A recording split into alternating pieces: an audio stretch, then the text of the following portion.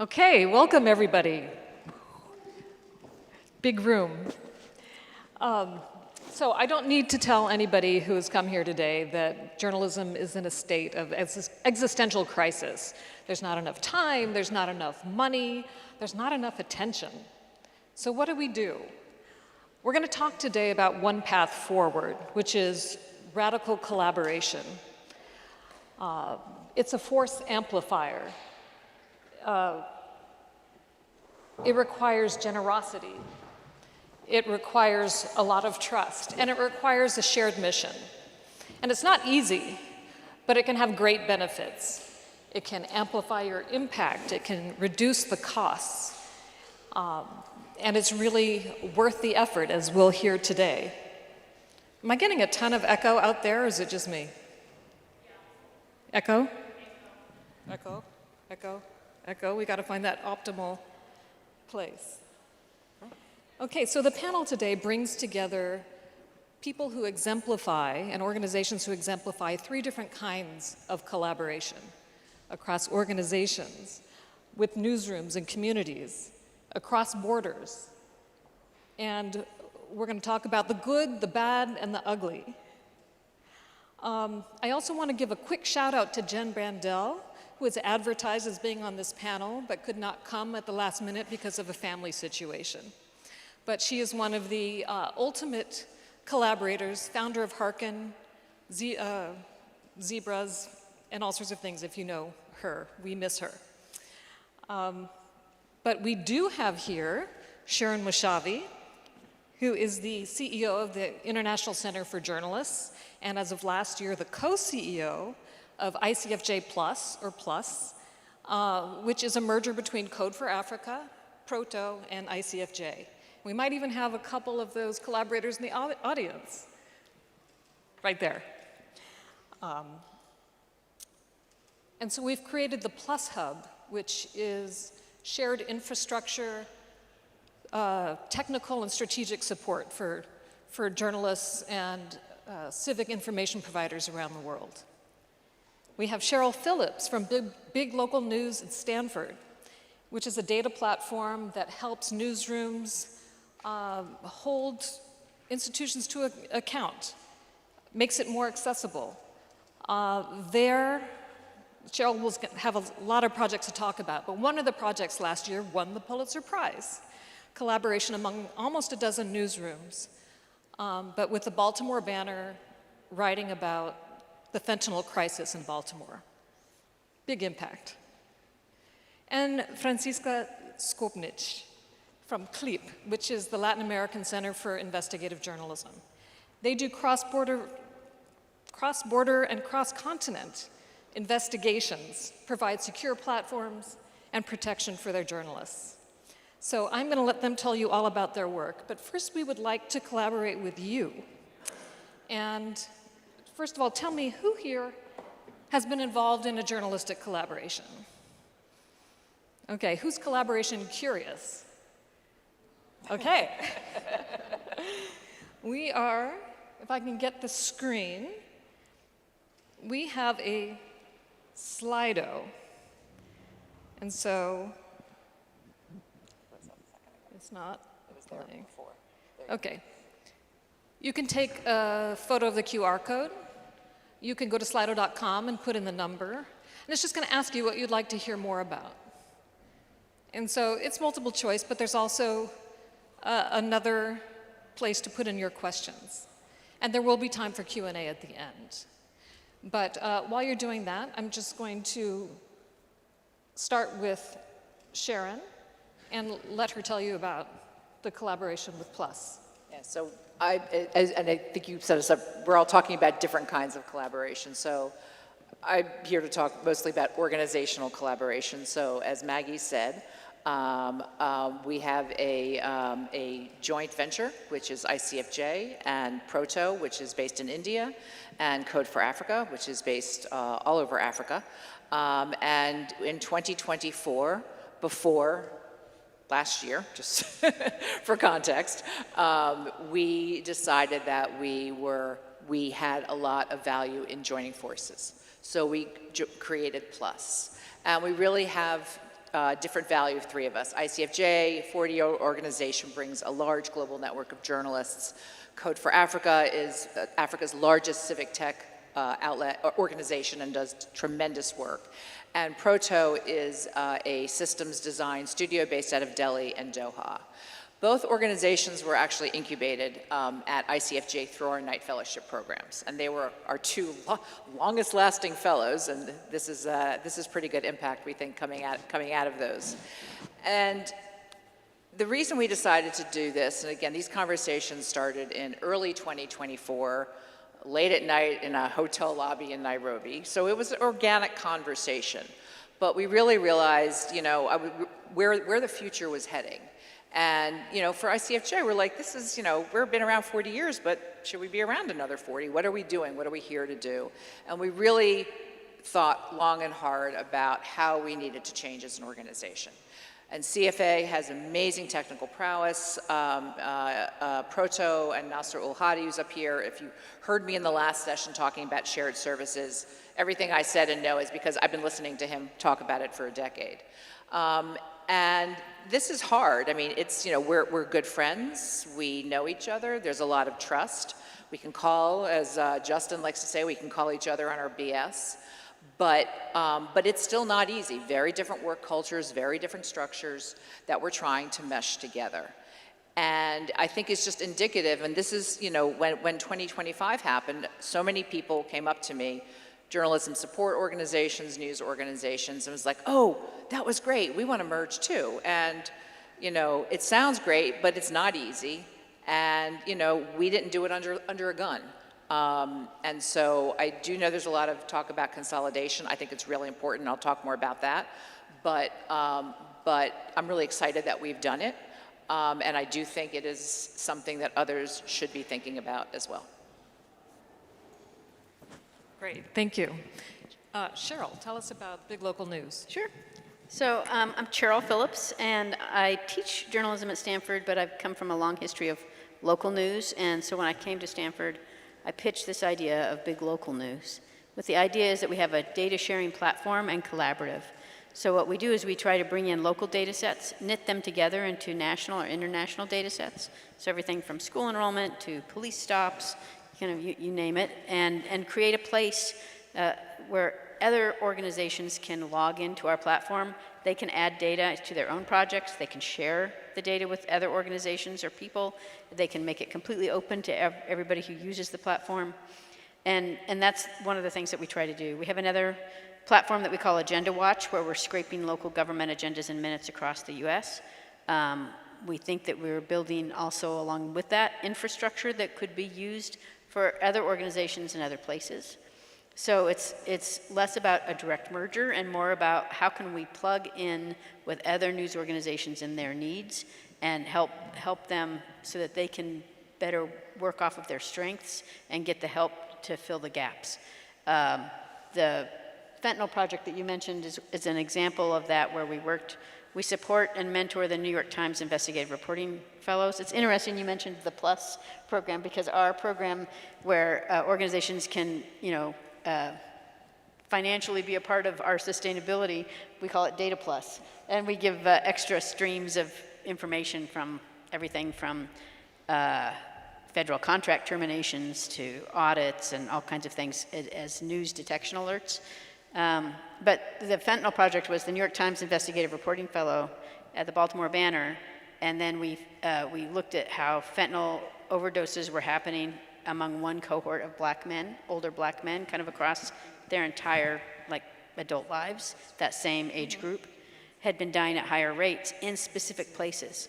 So we've identified industrial cities and port cities, and then reached out to those local newsrooms and basically very hands-off. So this kind of collaboration was, we provide you with the data, we provide you with fact-checking, you go do your local story, you do what you do best. And I think that's the best kind of collaboration. If we can play to everybody's strengths, then we can really do great work. Yeah. Sorry, technical difficulties. Hi, my name is Francisca Skoknich. I am the Deputy Director of CLIP, which is an acronym for Centro Latinoamericano de Investigación Periodística, or Latin American Center for Investigative Reporting. I love the story of how CLIP was created because it involves a Prague Pact. It took place in Prague, obviously, where three of the most respected Latin American journalists, Marina Walker, Janina Zegnini, and Maria Teresa Ronderos, realized we have a common problem in Latin America, and that problems will be better reported in a collaborative way. So they agreed to create a center that will report collaboratively cross-border topics. Maria Teresa ended up leading CLIP, and Janina and Marina are part of the board and very important people for the organization. So far, that was in 2019, and so far we've had 160 partners who have worked on 60 investigations, and we have 5 main lines of reporting that are human dignity, environment and climate change, public integrity, disinformation, and technology, and also freedom of expression.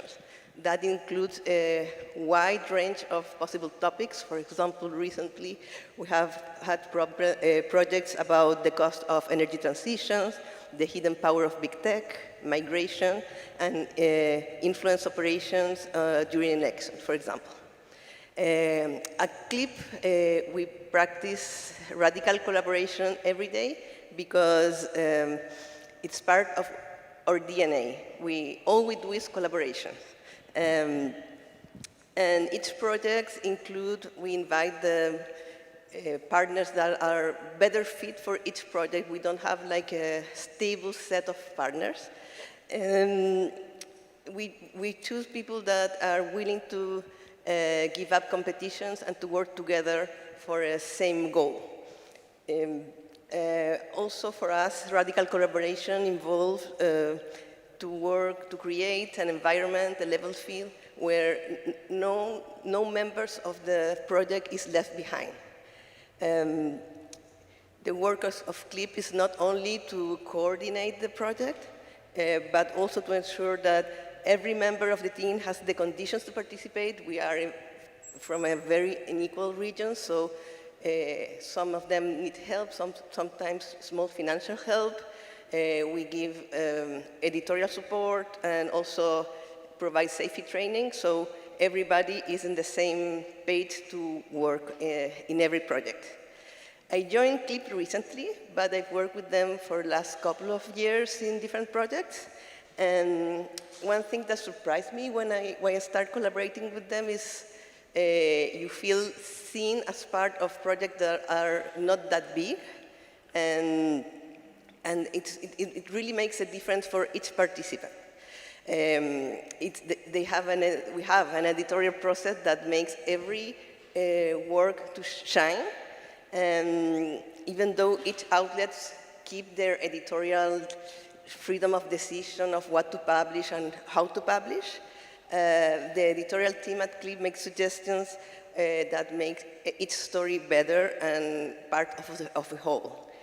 I know that legal reviews are very common in other countries like the US, but not in Latin America. So one important characteristic of CLIP is that we provide a legal review for each project.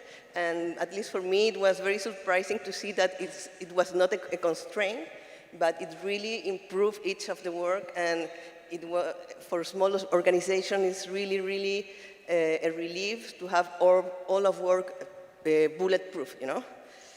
Also, it's very important for our organization, our technical team, the team led by Rigoberto Carvajal, because most of our projects have a very important data part, and also because they built this data common called Lanina, where each participant have access to more than 40 databases about procurement, companies, a lot of information that are very useful for each investigation. That's great. If you can show the screen with the answers to the poll, You anticipated one of the top rated questions, which is, how do you choose the right partners? Yes. And as you add your answer, you can see the bars move, which is kind of thrilling. So please participate. So you were talking about how you choose the right partners. You have to have a shared mission. You provide some resources to those who don't have enough resources, which is tremendous. Cheryl, how do you choose the right partners? Or do you just give it to anybody who will take it? Yeah, that's a great question. So we usually have a set of core partners who are working together on collecting, analyzing data, looking for critical findings. And then what we try to do is we always want partners who have the ability to tap and reach out to local newsrooms in a variety of ways. So for example, the Institute for Nonprofit News and their Rural News Network, we know we can reach rural newsrooms with them, and so we'll work on a data-driven project with the goal of being able to do a webinar or a training, kind of a reporting recipe, and so then they become partners, but we kind of have like a two-stage process where you have the core folks really working on the data analysis piece, and then taking that to another set of partners who might not have the same technical capacity just because of resources, but are interested in using the data and learning, and then we provide that kind of free training and fact-checking, so that they can really publish the stories that matter.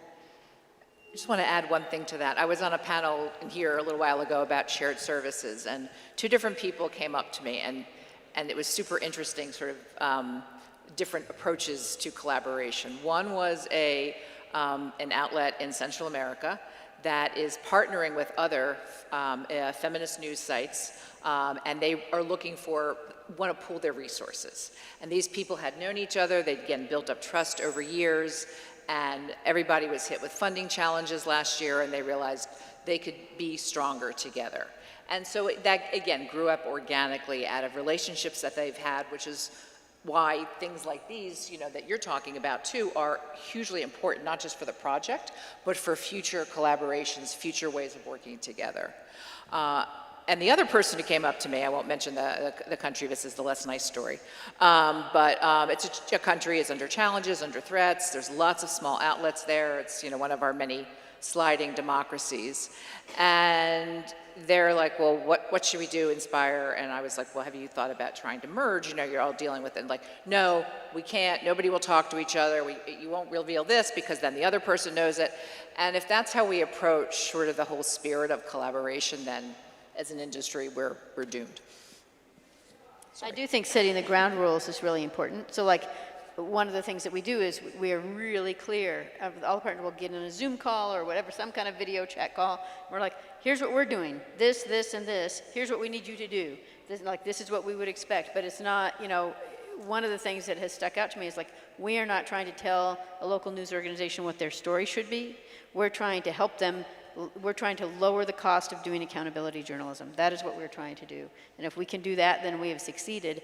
And the collaboration has to be built in a way that everybody understands exactly what they are bringing to the table, without it kind of becoming, and like who's going to be getting credit for what, or how you're going to handle all of those kinds of issues. They need to be hammered out. If you have a template, that's good. So you're talking about templates. You were talking about reporting recipes. So that's guidance rather than a prescription? That's what? Guidance? Yes. Yeah, so it's we can't barely hear each other, just so you know. It's prescription in the sense of like, if it's technical in nature, like open up a spreadsheet, filter it, sort it, do a pivot table, or if it's code, here's the code. But the findings are completely then unique. Like go look at your county, go look at your city, go look at your country, depending on the project. We have a fair number of international kinds of partners as well, and so but it's like, here's how you can analyze the data. Then the findings are completely your own to go and report out how best you think they should be reported. If you want help, we are there. We do open office hours and things like that. But if you're, we have this matrix called the DART matrix, data algorithms, reporting recipes, and training. And the idea is it's geared to the capacity of the newsroom. So if you're a small newsroom, you don't have a lot of capacity, then giving you a feed of data is going to be useless. But us giving you reporting recipes and trainings to get to the story, very, very useful. And on the other side, if you're a large newsroom that has a lot of data capacity, you just want our feed of data. And then you might be motivated because you'll get more impact if you can help these other newsrooms, because then they're going to cite you, oh, we worked with so-and-so. And so there's this great, circle of collaboration that happens, and everybody there's a shared motivation. And Francisca, you're collaborating across countries, across continents. Do you have other kinds of ground rules for, say, confidentiality or security for the investigation? Yes, it's very important that everybody working on the project know what are the rules, and so before starting a project, everybody has to sign an agreement which is very clear about what to expect. So, for example, you have to agree to this confidentiality, sorry, like a confidentiality agreement, and which means that you don't talk outside the project, and even if you leave the project at some point, you can't talk about it. You also commit to work on the secure platform, which is encrypted. It's called La Vecindad, which means the neighborhood, because digital safety is very important. Latin America is a country where journalism is seen as a threat, is a region where journalism is seen as a threat in many countries, so we have to be careful. So there are some safety rules. Also, you have a commitment to, once we agree a date, a publication date, you will be part of the publication with all the other members and so on. So it's very important that from the first day, the rules are clear, so you don't have problems after the beginning. And one thing I love about CLIP is that you ask everybody the question that everybody wants to hear, which is, do you need money? So where does the money come from, and how do you decide how to distribute it? Most of the funding of CLIP come from big donors. We have several of them, so it's a permanent work to fundraise. I'm seeing Maria Teresa in the public. She's the director of CLIP, and she's a great fundraiser. But also, we make a very, very consistent effort to generate our own income, So we have workshops all over Latin America that are paid. So we try to diversify our funding. So we can ensure to have a long life. Regarding how we distribute, we don't give grants or sub-grants, but because of the unequal situation of media outlets in Latin America, if any participant of a project needs some support to, for example, to hire someone during the project, so we support them. The idea is that to avoid that someone can't participate in a project because they can pay for their own cost, Sharon, do you find that when you're trying to fundraise, does it help the fact that you're in a collaboration? Does that make folks more likely to give you money or less? Yes and no. In theory, yes. I think funders are still having a hard time thinking about things in a more systemic way. Because I think what we're trying to do is address things systemically. I mean, a lot of folks are. And I think speaking of collaboration,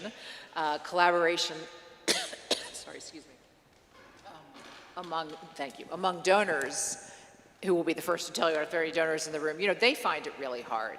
And they have meetings like the rest of us, and we talk about collaborations, and most of them don't come together. And so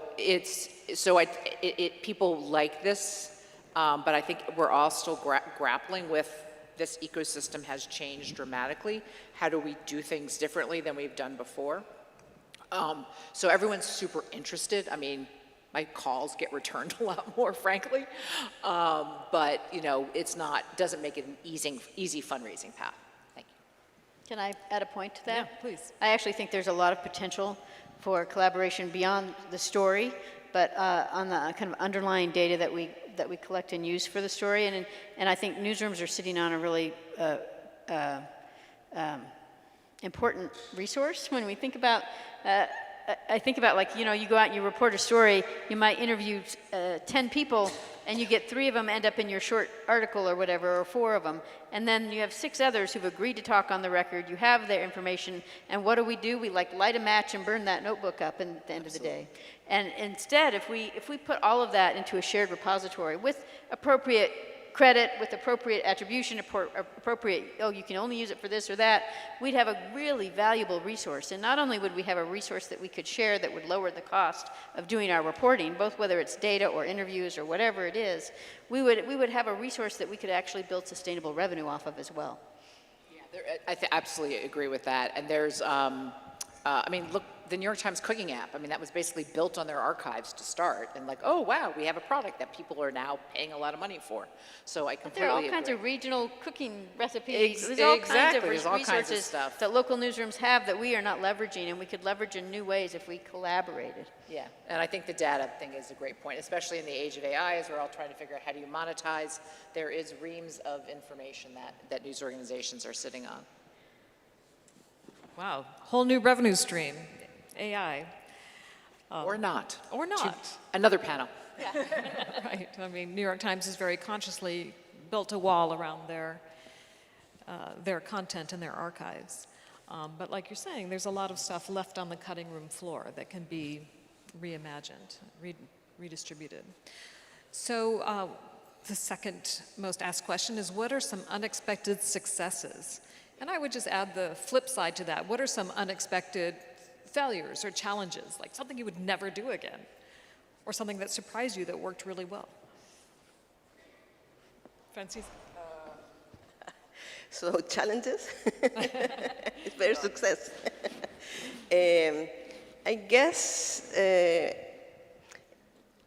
the members of collaborative projects are human beings, and human beings are complex. So to manage any project is very, very challenging. You have to deal with different cultures. Sometimes people think that Latin America is like a whole, the same thing, and every country has their own culture, and so it's not easy, and you have to be very mindful on how you communicate. So I guess that it's not easy, and it takes a lot of time, like investing in being really, really aware of that everyone is on the same page and you can go forward with each investigation. And you do that with a designated project manager for that collaboration? I mean, we only do collaboration, so each project has an editor who is responsible. And also a very important part of this is that we try, because we work with different countries, most of the communication are done by Zoom calls or chat, but we try to meet in person once in every project, and it's very, very surprising how that changed everything. And the first time I went to one of these meetings, it was like we've been having Zoom calls for 2 months, and just now I see what we have in common, and you can see the project and how you can build a story together, you know? So also it's very inspiring, and you know, collaborations are about trust. If you don't trust the people you are working with, it doesn't work. So when you meet each other and you become friends sometime, it makes a big difference. Yeah, meeting in person to build trust. I mean, trust is such an essential part of the collaboration, and that's one step you can do to really enhance that. What about you, Cheryl? I have 2 unexpected successes that also are tied to a challenge. So we published school enrollment data during the pandemic. We partnered with the New York Times. We did EdSource, which is a California news organization, covers education. and an organization called CoLab in Colorado. And we released all the school enrollment data during the pandemic. We noted that kindergartners were being pulled out of schools everywhere, and like what was the impact going to be on their learning. Good story. And we released all the data. We did a reporting recipe. We did all of those things, and then I have a little Google News alert set up, and I get this news alert, and there's a local news organization that published, used the data, told their, reported out the story, and then they cited it. They're like, in a joint investigation with Big Local News. I never talked to them. Didn't even know that they had used it. So it was an unexpected success. I was like, that is what we want. That is great. Like put it out in the wild. We had a similar thing. We were partnered with Reuters on climate finance change, where we cleaned up all the United Nations climate finance data of loans and grants, and did 2 big investigations with them. And in both of those, we archived the data, released it publicly with a reporting recipe. And then last year, I was at a conference, and I sat at a table next to this guy from an NGO, and he was like, it was at Stanford, and he was like, oh, do you happen to know Cheryl Phillips? And I was like, that's me. And he said, well, we've been using this climate finance data, and it was so useful that we decided we would use the methodology and clean it up and release it every year.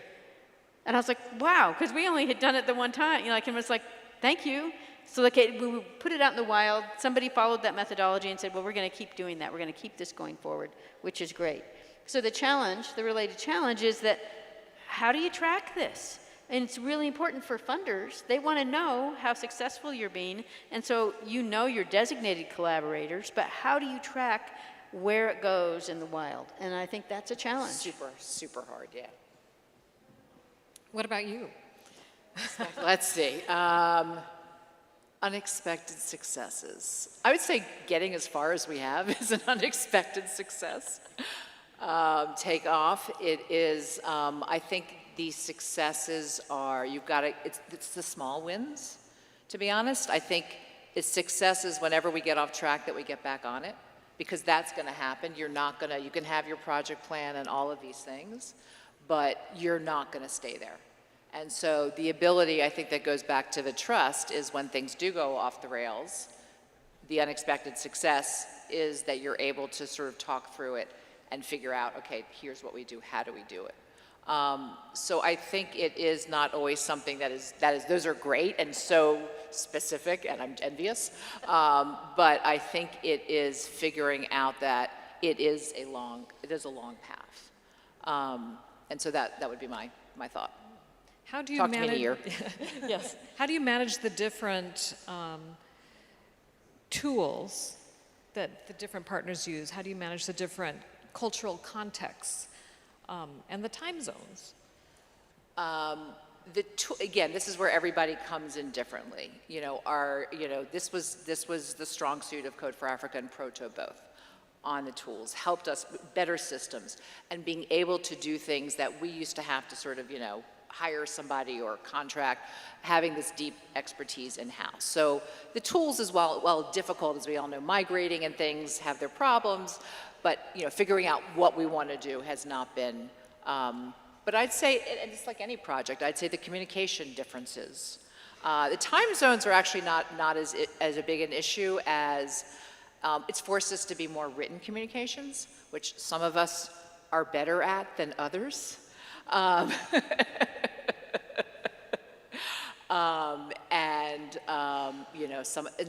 So even just those kinds of communication styles, and we're able to talk about this stuff. I mean, Slack is speaking of tools, like Slack is huge. AI has become hugely important because if we're not in everything, and I think this is good for any collaboration, not everybody can be there all the time. We fireflies, as Maggie well knows, a lot of stuff, and that helps too. So we know what's happening, and it helps us keep an eye on things, even if we're not directly involved in it. And Cheryl, do you require everybody to be on the same platform? Do you build things for people to collaborate? We have a couple of platforms where we keep our data, but beyond that, we do a lot of our news detection alerts through Slack. We can also set them up on Teams, but mostly folks use Slack. Mm-hmm. The thing that I was just thinking about with that is that those are, I think they're useful. You can get a news oh, this school has a bad fiscal audit. Okay, that's good. That's a great news detection tip, but I really feel like what's needed and what we're hearing from local newsrooms, well, one, I think the lesson for me was we needed to listen more to local newsrooms, like what do you need? And let me not just push this thing out to you and assume that it's going to be useful, but where are the gaps for you that we could help build something to fill? And so we're kind of moving toward a world where we might have a dashboard where people can set up their own alerts. I'd like mine to come by email, thanks very much. I'd like, an RSS feed. I'd like whatever, and so that they can choose for themselves how they would like to get that resource or that help or what have you. We have, we record our trainings. We also have live webinars. Like, what works for somebody is different. So we have to figure that out. Right. And I know that Code for Africa has built tools for secure collaboration for their partners, bespoke LLMs, walled gardens, sandboxes. What about you? You have an encryption platform? Yes, our technology team is always building new tools, and La Vecindad, as I told earlier, is our platform where even the edition is made in the platform. It's encrypted, so it's very safe. And also La Nina, our data commons, really is a very useful tool for all our partners to access information they don't have regularly. And they are every day including new AI tools, so it's becoming better and better. But technology, in unequal regions, you also have unequal abilities to work with technology. So it's important that you have to teach them how to use it and to give a lot of support when they can't. You tend to use, Google Drive, which is not safe, so you have to repeat that this is our hub, and everybody has to work inside this bubble. Interesting. So we touched a little bit on some of these questions. How do you use AI specifically to record and share meetings, to do bespoke LLMs, to do the encryption? Are there any other ways that you can or would like to use AI, or to block AI from scraping your open source sites? No, we have a database in California for police use of force and misconduct that the state laws basically force the agencies to release this information, but it's hundreds of thousands of pages of documents, and it's I don't know how many terabytes of audio and video from body cams and things like that. And so we've used AI to be able to do entity extraction and then match up the officers, for example, who were directly, so we can take somebody can do a search for an officer and then get directly to the document that references that they use force. And we can actually identify that out of all of these records in a matter of seconds. We could not have done that without AI. It would have been impossible. It would have taken us years. I mean, the technical, the level, what it would have taken would have been really hard. And so when I think about AI, I think about how can we do things using AI that we would otherwise not be able to do to be able to tell the stories. And what I am careful about using AI is when somebody's saying, here's a new tool, go use it. And if my engineers haven't checked it for security flaws, then I'm a little worried about the ubiquity of new tools out there that if you don't know exactly what it's doing, or if you don't know how it's accessing your information, I think you have to be a little more careful. We have our brand new internal news AI chatbot, Claude Laclipia. But for the work in the projects, La Nina used to be more like a search engine, where you can search all these 40 databases, and it's evolving to be like now you can ask questions to La Nina like it was like an AI agent. And it's evolving and something even more powerful that I don't know if I can talk about, but I mean the important thing is that we are trying to maximize the use of AI if it's helps to improve how we are able to access information, to analyze information. I mean, I think that it will become inevitable to use it for improve your work and be more effective. Okay, so there's some questions coming in from the audience. We'll also have a mic running around in a few minutes in case you aren't able to access this. But just sort of lightning round, what makes your collaboration radical? I can take that one because I was actually thinking about that. So we named our Venture Plus. We're still working on the branding, don't hold us to it. But the plus was Journalist Plus. And that to me is what radical collaboration is, because we've mostly been talking about collaborating with ourselves. And I think where it gets radical and needs to get radical is that journalists need to collaborate with a whole host. It's with communities and creators and technologists and researchers and subject matter experts. There is a big, wide information ecosystem that has completely changed. We don't remotely own it. We would like to still be at the party. And even that, as we know, can be a struggle. And so I think it's thinking about collaboration in very different ways, whether it's as an organization, at the story level, at the project level. I think that is where really getting out of the box and thinking about collaboration in entirely different ways that don't currently exist.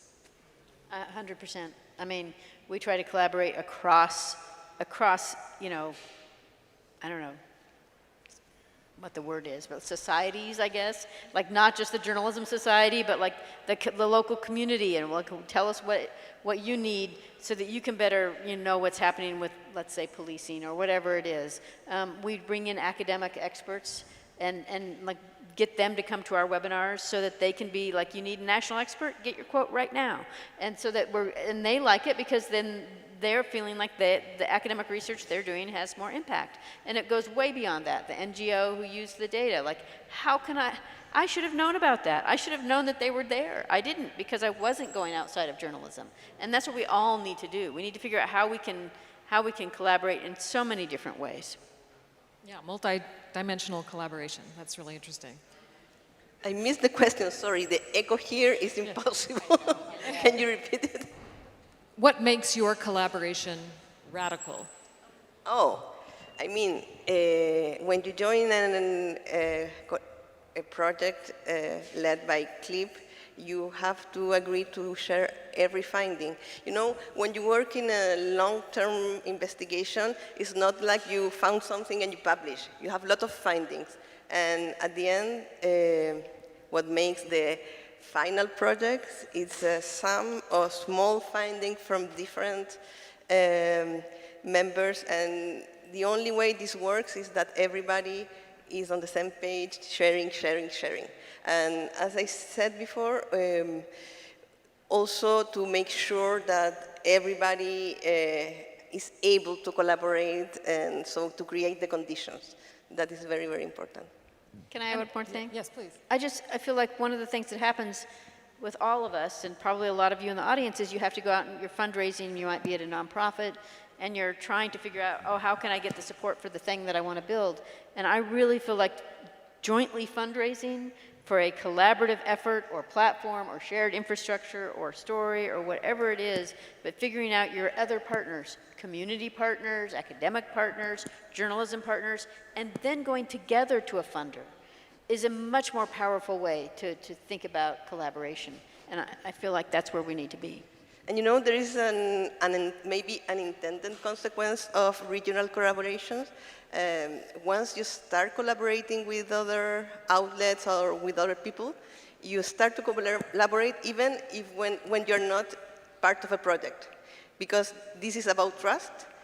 Maybe you work on a project about this information with 2 countries and 1 journalist, then you start to work with that journalist outside the project. So I think that working on this regional project is really making each outlet, each journalist better, and it's kind of, I said that this was on radical sharing was on our DNA, but it's becoming also something important in the whole ecosystem. So it's a good consequence of our work, I think.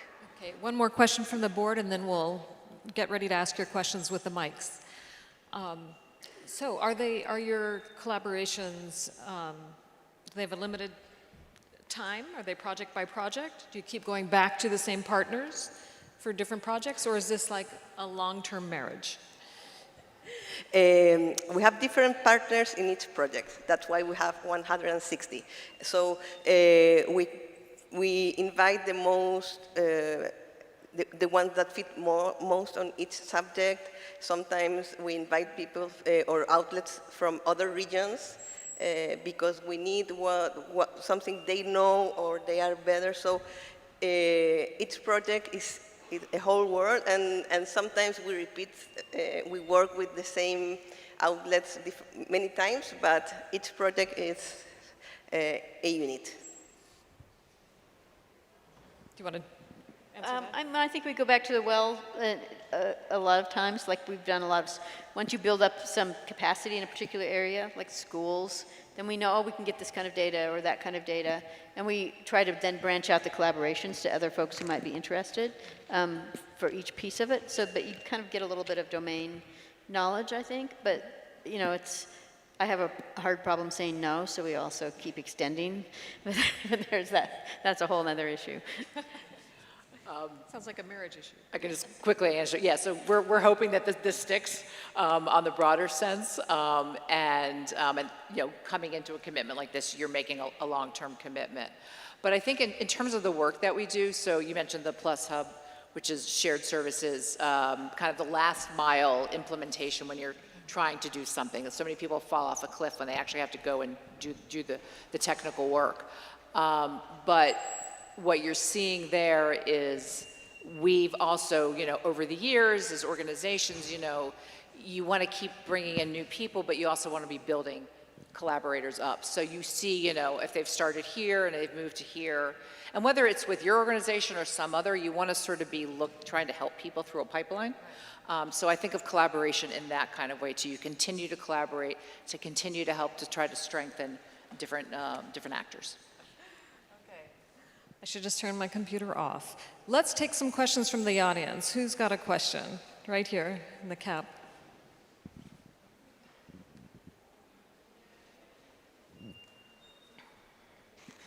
Yes, thank you for your interesting talk. I'm Sarah Baxter, Director of the Marie Colvin Center at Stony Brook University. And I have a question about solutions journalism and collaborating with communities, because this was very much in vogue in Western media for a little bit. It's still really important outside the West, but I feel that back in the US and maybe my home country, Britain as well, it's been abandoned for its usual addiction to horse race journalism. What do you think? Man, I hate the horse race. It's just terrible. But we have actually worked with solutions journalism. They had a whole cohort that we worked with them and would, you know, join in their calls, but also give them one-on-one, like we'd have different data journalists from my team. Our team would spend time with them figuring out how to go after specific data for their projects, analyze the data, and then look for that solutions, that kind of what they call positive deviance out of the outlier. And when we released our school enrollment data, the Solutions Journalism Network, one of the data journalists on that with them actually did an analysis of, so we were doing, our stories were all about like all of these schools that have lost all of their kindergartners and what's going to happen to their education. And he looked at where are the places where they've actually kept them in school in some fashion in a successful way during the pandemic, which was, I think, actually a much stronger story and really interesting. And so we always, you know, we've tried to embed that in the culture of like, let's look both sides of that spectrum, like what's going right and where and how can we look at that in the data as well as look at the kind of the journalism norm story, which is, you know, where is it all falling apart? So. Okay, well that brings us to about time. One more question, if you can make it super quick. Well, I just want to say that I'm the former director of collaboratives at Solutions Journalism Network. So that's the work I led in catalyzing 15 collaboratives in the US. Over 5 years, I'm now the director of the Collaborative Journalism Resource Hub. continuing that work, and we're funded by the Knight Foundation to catalyze 20 collaboratives over the next 5 years. We started last year. All of the questions up there on the board are things that we've answered, and we have monthly free webinars, and we have resources like MOUs, editorial guidelines, trust building, and all of that that anybody can use, and you can contact me and the hub for these resources. Great. Say your URL so people can find you. collaborativejournalism.org. Great. All right. Thank you very much for coming. If you've got more questions, you can find us afterwards, but we appreciate collaborating with you. Thanks, Maggie.